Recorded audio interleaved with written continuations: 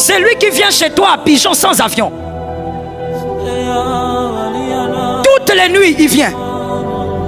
Il entre dans la maison, il fait quelques balades. Il vient, il monte sur ton dos, il fait cheval, cheval. Tu te lèves le matin, ah j'ai des douleurs là, j'ai vraiment mal. Paracétamol, merci. Continue à prendre la paracétamol, tu vas te fatiguer avec. Pourquoi on a perdu cette belle valeur? Pourquoi? Mon frère, tout ne se dit pas. Tout n'est pas Facebook. Non, j'ai besoin des amens. Tu ne dis pas amen, mais après quelques mois, tu viendras pleurer ici. Oh, vous savez, pasteur, ça commençait bien. Vraiment, j'étais là.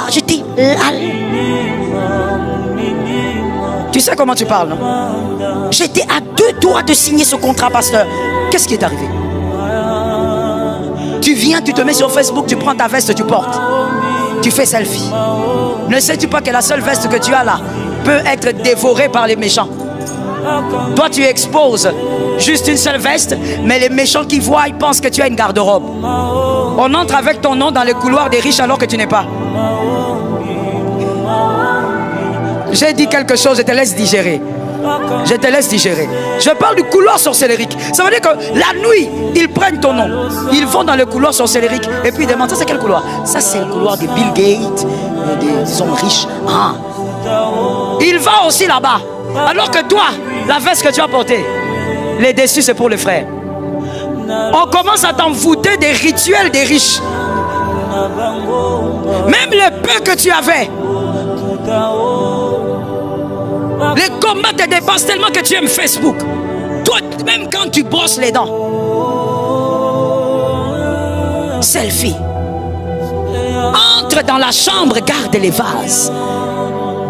Que personne ne veuve, que personne ne sache que tu as de l'huile qui se multiplie là-bas. Parce que tout le monde n'a pas le cœur à aimer ta montée. D'ailleurs, je te le révèle, cette année tu monteras. Mais tout le monde n'a pas le cœur à acclamer ta montée. Cache-toi. Il y a des choses qu'on ne dit qu'à sa femme.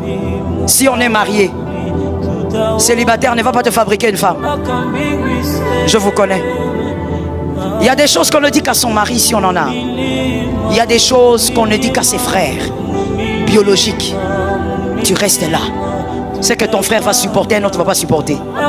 C'est ça la vérité, mon frère. Même si dans la famille vous avez des problèmes, je vais plutôt l'appeler la réalité du sang. C'est un mystère.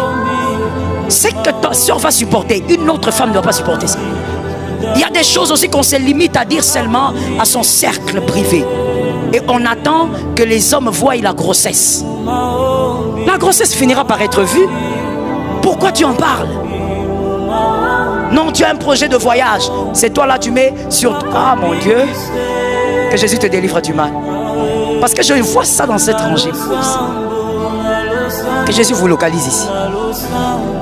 Tu as un projet de voyage, tu prends sur... Comment vous appelez ça? Là où vous mettez, je sais pas, vos photos ou quoi. Instagram. C'est là où les gens dorment, là où ils se réveillent. Tu prends sur Instagram, tu mets un avion et tu dis tu es fidèle. Tu crois qu'on n'a pas compris? Les gens ne sont pas bêtes, mais les gens vont comprendre que, ah d'accord, il y a un projet de voyage ici. Même celui qui ne voulait pas te combattre va te combattre. Conseil gratuit, ne fabrique pas les combats. Cache-toi un peu. Et donc, le prophète donne cet ordre à cette femme. La femme a vécu le miracle. Pourquoi? Parce que ces enfants-là, malgré que papa est mort, il y a une parole sur les fils des prophètes. Ça tombe sur toi, c'est gratuit. Il y a une parole qui plane sur les fils des prophètes. Il est écrit dans Proverbe 11, 21. Certes, le méchant ne restera pas impuni. Proverbe 11, 21. Mais la postérité des justes sera sauvée. La postérité du juste ne peut pas être vendue.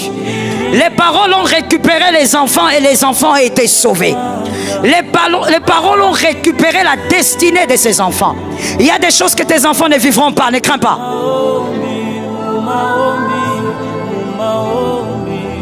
C'est entré quelque part? Ça s'est posé? Les paroles se posent, hein? Voilà, les mystères des paroles, ça se pose. Je dis, il y a des choses que tes enfants ne vivront pas. Quoi qu'il arrive, ça n'arrivera pas. Il il y a une deuxième écriture qui planait sur les enfants des prophètes. C'est qu'il y a un prophète avant eux qui avait dit: j'étais jeune et j'ai vieilli.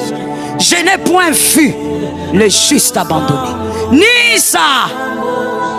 Oh mon Dieu, il est question de postérité. Il est question de postérité. Ni sa postérité. Parle avec autorité. Mendiant, toujours compatissant, et il prête. Et la postérité est bénie. Tes enfants ne mendiront pas leur pain. L'onction des paroles a récupéré la situation. Je dis à une âme, même lorsque toi tu seras dans le trou, il y a des paroles qui viendront te sortir de là.